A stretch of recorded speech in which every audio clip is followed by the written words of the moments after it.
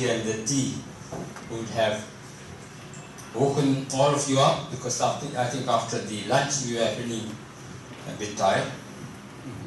I'm delighted to be here with my colleagues from Bhutan. Sorry we could not get here in time.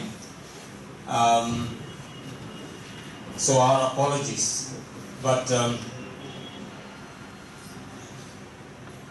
I feel a bit flattered by being called the chief guest. And I would not like to really deliver the talk on the state of education. I will do that one tomorrow. But today I have a message from Her Majesty the Queen Mother, Gertsin Sering Pema to us, to the 8th International Conference on Human Values in Higher Education. And Her Majesty the Queen Mother gives us the patronage on GNS values, or universal human values, or values in education, as we say, and she thinks this is very important. And therefore, I think the conference had asked Her Majesty whether she could send us our message, and she has kindly agreed to do this one, and her message is here. So I'm delighted to read her message. So you can see I've put, don't look at me, you can look at the Queen Mother and say that she is actually reading this. Okay, she is actually giving us this message. So, Her Majesty the Queen Mother, Gerlyum Sering Pemongchuk's message to the 8th International Conference on Human Values in Higher Education, IIT Banaras Hindu University, 1st to 3rd March 2019. Just reading it out. And I quote, "I am happy to learn that the 8th International Conference of Human Values in Higher Education is being held in the historic city of Banaras in IIT Banaras Hindu University. It was a privilege to attend the 7th International Conference of the Universal Human Values in Higher Education in Thimphu, Bhutan. I was delighted to learn about the work of Sri Ganesh Bagaria and his colleagues on universal human values. Today, their hard work is appreciated and acknowledged by many renowned institutions and individuals. In Bhutan, universal human values is better understood as gross national happiness values. Under the leadership of our enlightened monarchs, His Majesty the 4th King Jigme Singye Wangchuk and His Majesty the King Jigme Gesa Namgye Wangchuk, we have always tried to ensure that the happiness of the people is placed at the center of development, fostering a balance between the material and the spiritual well-being of our people. My own experience, having attended the Universal Human Values Conference in 2017 in Thimphu, was profound, and it was evident why we need to include universal human values in all our formal and informal education systems worldwide. Universal human values must be a subject of importance in our workplace and homes. In pursuit of personal happiness, the harmonious relationship within and with the rest of nature has degenerated. I believe this can be restored and nurtured if we truly understand the essence of our very being. I also believe that universal human values can be the start of the journey to gain this wisdom. As the president of the Bhutan Youth Foundation, Bhutan Youth Development Fund, which is a civil society organization founded by His Majesty the 4th King of Bhutan, I established the Institute of Wellbeing in Bhutan, with the aspiration that G&H values, gross national happiness values,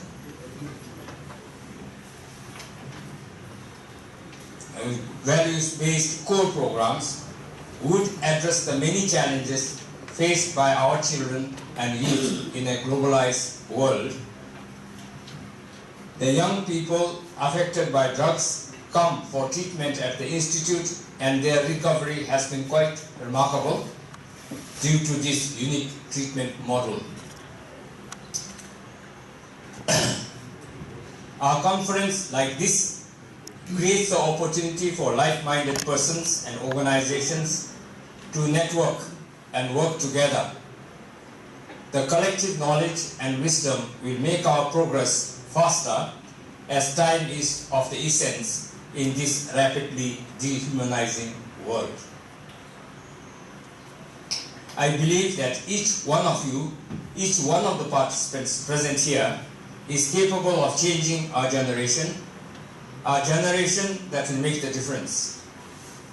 I want to thank everyone for this wonderful opportunity, and finally I would like to congratulate IIT Banaras Hindu University and the organizers of the conference, and wish you all a successful summit. Tashi Delek means let the best of the best come.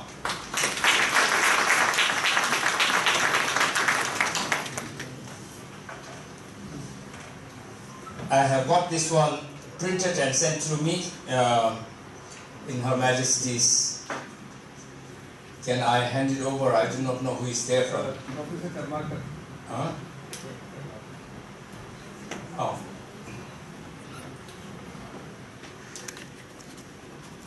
So I'm delighted to hand over this message.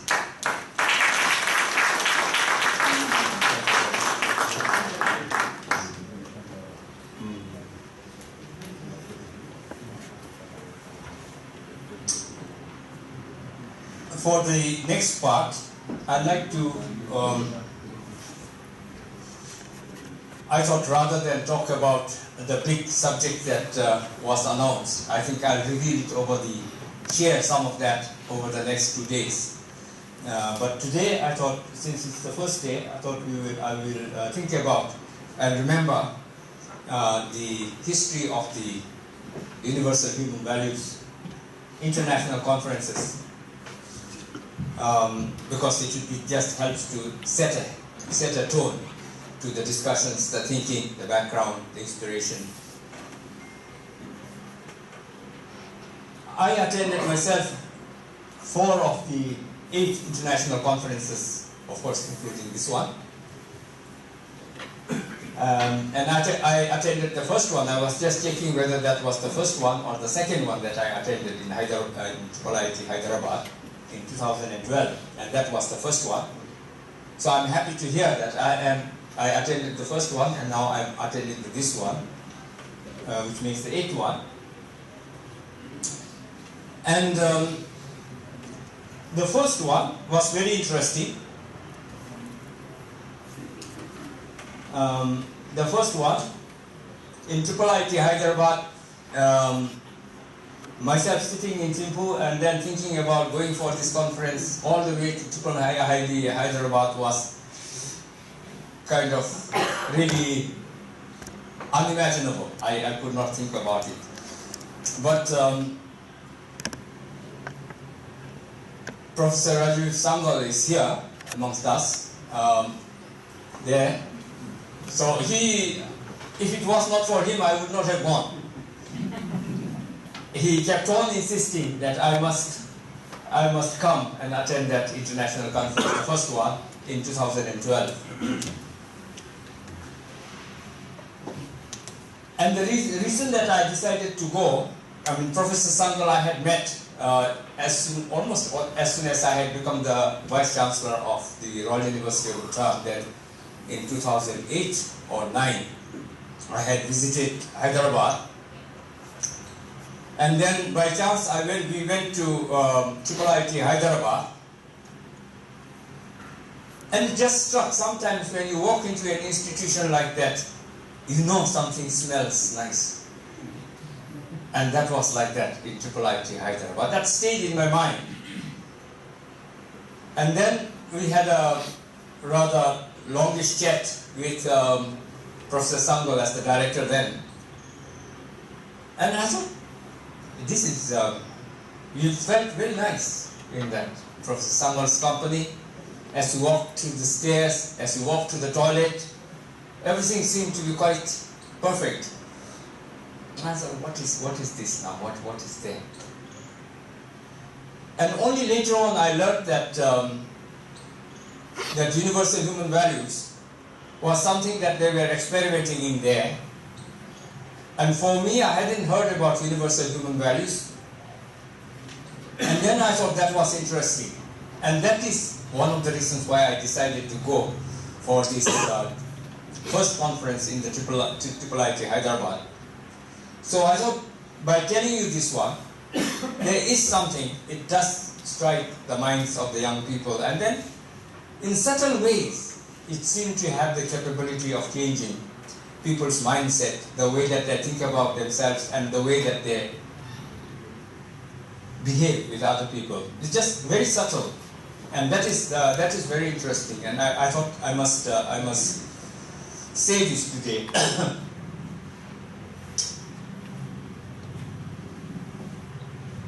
But that incident changed my mind, changed my life.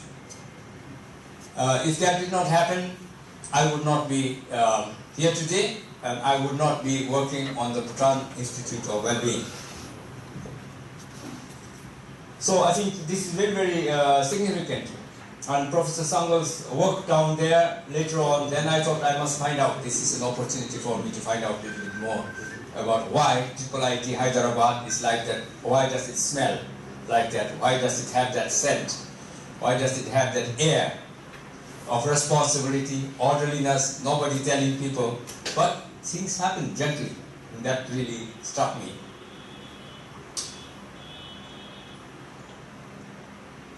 But as the conferences, as all conferences go, the conference itself was a series of speakers. There were some distinguished speakers like, of course, Sri Ganesh Bagaria was there. But also, I did not know Sri Ganesh Bagaria then. It didn't even strike another speaker. Samdoran Buche was there, another speaker. There's quite a lot of interesting speakers, but conferences, normally you don't listen, no? We just go there, then we think about shopping and then see the city. That is what conferences is all about. So I didn't pay much attention, but then this all happened. Then the magic happened at airport. I went back after the conference, nothing, just a normal conference. I just attended, I talked about GNH. People got interested about GNH, and there were articles and papers written, about GNH, but nothing too much happened. So I headed back home to go back home. But the magic happened, as I'm saying here. Oops.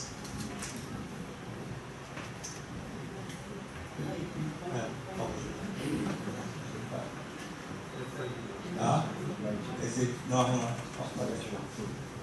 Just called number 3. Yeah. Okay. So at the airport, I just put it as books, overweight payments, and Ganeshji. Quite often, most of the important things don't quite happen in the conference like this because it's sleepy, good food, and everything else, but happen on the sidelines. And this is what happened at the airport. At the airport, they had given me some books on universal human values. I hadn't even looked, but then I thought I must diligently carry it home. And then at the airport, I found that I was overweight. I had to make some payments. So as I was coming back to make my payments, then I saw Ganeshji coming out. And then I found out that Ganeshji is actually on the same plane with me. So anyway, I made my payments, and then Ganeshji, we had quite some time after that. And Ganeshji insisted that we must have some coffee together. And I realized later on Ganeshji actually doesn't take much coffee, but he was just doing it for me, and then, you know, it was bound to happen like this. So we sat anyway, coffee.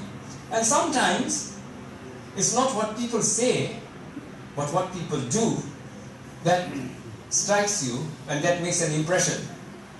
And of course your own issues that you have at hand, official, personal. And that's what happened. We went for the coffee. Of course the coffee was very nice. We sat down. And when we said, okay, Ganeshji, he looked quite poor.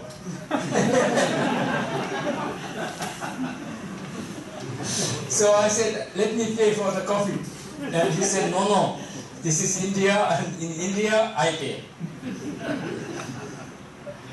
And then, as he got to pay, and then I'm just watching, you know, this interesting man. And then he took out this yellow, envelope, and blew it into it, and then took out the note, and paid for the coffee. I thought there may be not much money there, but I think he had enough money for the coffee. So anyway, that coffee was paid, and then we were then going and finishing, going to the plane, to board the plane, and then we were going to the escalators. And something that he told me also sort of made an impact on me. And he said, these escalators, you know, sometimes they are dangerous. I once fell down on these escalators because I don't travel much on the planes, and I normally travel on the trains. So, I mean, that is another impression that left in my mind. I said, this is very interesting now. Okay, and that is, and in the plane, of course in the coffee shop we talked about it. I'm just a little bit dramatizing now. And then as we went in the plane, we could sit together, and we had time to talk all the way from, Hyderabad to Delhi, a long time. And I had, at that time, had quite a lot of problems. Nobody wants to be warden. I was the vice chancellor in my colleges. Nobody wanted to be warden and matrons. We made some nice bungalows for these wardens to stay. We thought we'd entice them. But nobody wants to stay. It's very problematic. Then I have nothing to offer as a vice chancellor. No training. How can I train wardens? You know, because the kids, the youth being what they are, it's problematic. Sometimes you can't sleep. So I found out that there was a workshop on human values happening. What is it, about 2 weeks from the time that we met? And I said, I must say this. I think this, now I have something for my wardens to give. So all my dean of students and 1 or 2 of my staff should go to this workshop. So they came, and this is how I came. Then we got connected to these universal human values. And when I came back, of course, I spent quite some time, some money, because and I had to really steal it, twist my accountant's hands to get that money, because it was about 10 lakhs that came to at the end of it, sending about 25 people. So I want to check at the end and say what happened when they come back. What went? I said, oh Lord, it was very nice. Normal things, let me say. Then what did you really learn? So they had some authentic things to say. One fellow said, clerk, an assistant that we sent from my own office, because otherwise I had to do the running round. And if I send somebody else, he is convinced he'll do all that work of running around. So I asked him, okay, you went, so what did you learn? And he said, all these nice things about it. And I said, I'm not convinced. What did you really learn? Then he thought about it and said, if I did not go to this Universal Human Values workshop, this shoe that I bought would have cost about 1,500 rupees. This shoe, I bought it for 500 rupees, so I saved 1,000. So that is the value.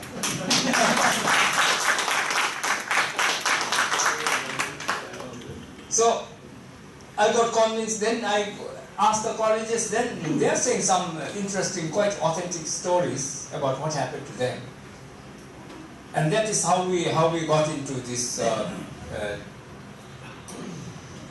That is how I come to attend this conference now here, and we have been engaged. So I thought I must tell this story because it does tell about the universal human values, what it does, because it just gets you connected to yourself. And I was thinking that is what we were talking about in the session that we have just concluded. Doesn't matter whether you talk about Islamic, Buddhist, Sikh, Vedic traditions, it is the human person that we are talking about. All these religions, what we call the religions, are tackling the human person. And so long as we are studying the human being, it can connect, and that's universal human values. That's allowed to do that one. I thought this story is therefore very important. The next part of this, I would like to talk a little bit about these international conferences. We are attending this international conference, no? It's the 8th one. I don't know, some people I've met before, but I think the 8th one. This international conferences, I've attended many international conferences as the secretary, as the education, as the vice chancellor. And I thought there are many types, but generally I thought there were two types. One is expensive. It's the international conferences are very expensive. You either get paid or you have to pay. Two things that happen in these big conferences. What else, whatever. It's a huge operation in organization and organized in big 5-star international hotels. This. That's a big fanfare. Many important people come and say things and they forget it after they go past the conference hall. Then the second one, like this one, International Conference for Higher Education in Human Values in Higher Education. The organizers have no money. No money at all. I know Ganesh and graduation. They have no money. Then, and you don't get paid. And you are not expected to pay also. You get it? You are not paid and you are not expected to pay. When we come here, we get food, we get everything else, and we don't pay. Then, but you can't back out. This is a conference, you cannot back out. That is why I am here in the 8th International Conference. Not only in the conference, you can't back out of anything.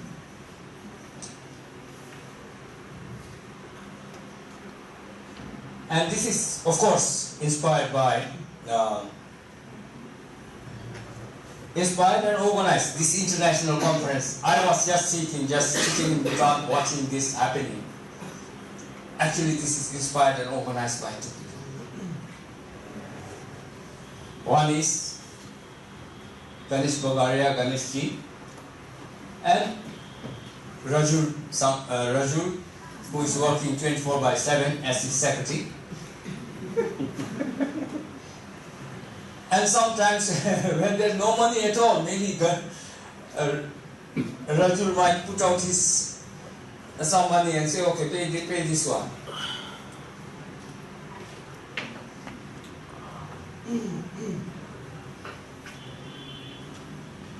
And of course, with the unwavering support of their spouses.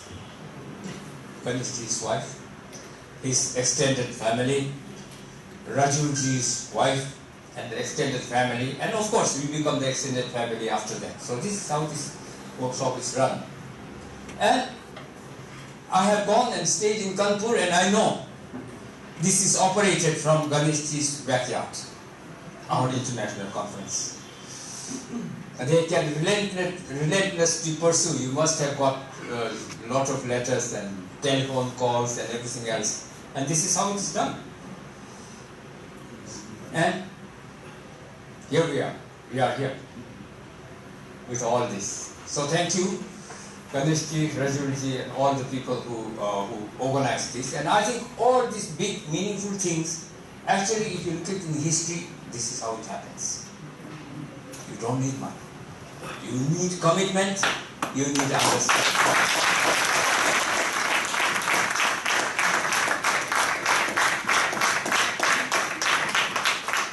So we need understanding, we need commitment. And this is how it is done. Many of these great things that are really meaningful are pushed like this. And you don't really need that much resources, but you need knowledge, you need commitment. And if you have the knowledge, you can't back out anyway. You have to have the commitment because you have no other choice but to work.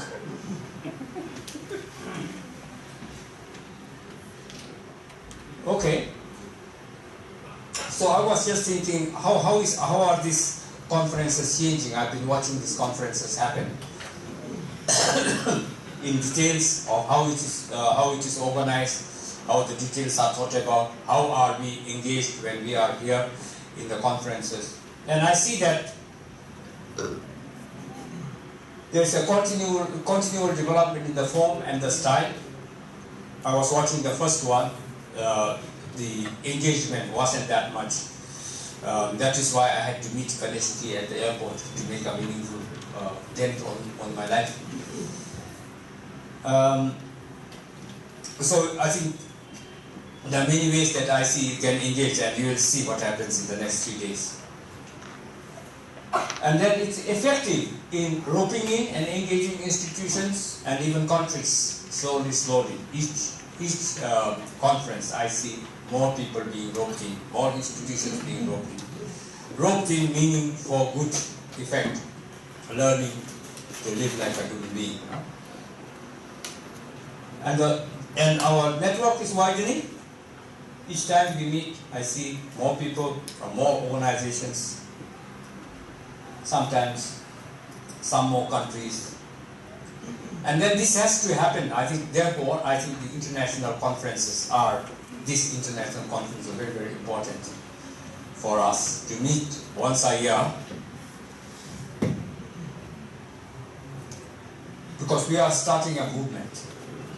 This has to happen as a movement. I can see actually what this can do, because we are learning about ourselves. And I think in my later talks and discussions I will mention this, but one thing that really is quite startling, it seems to work for all ages, because all are human beings and we are talking about human beings.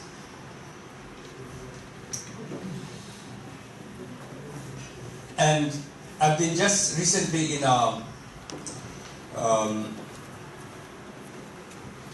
reform center, our center of our juveniles who are young age. You cannot put them into prison, but I think it is a prison lockup. They have gone into some crimes.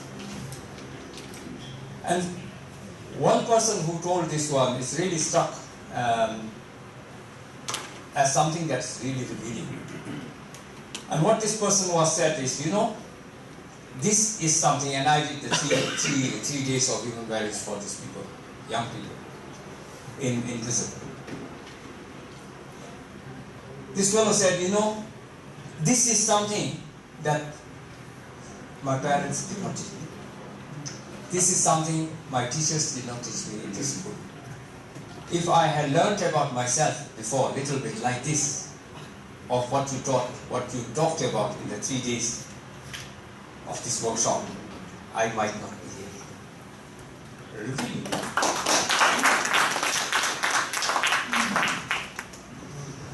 So that is the power. This is the movement that we have to carry forward. And I thought just talking about this is quite important for us, just to inspire ourselves. Finally, here we are in Banaras Hindu University.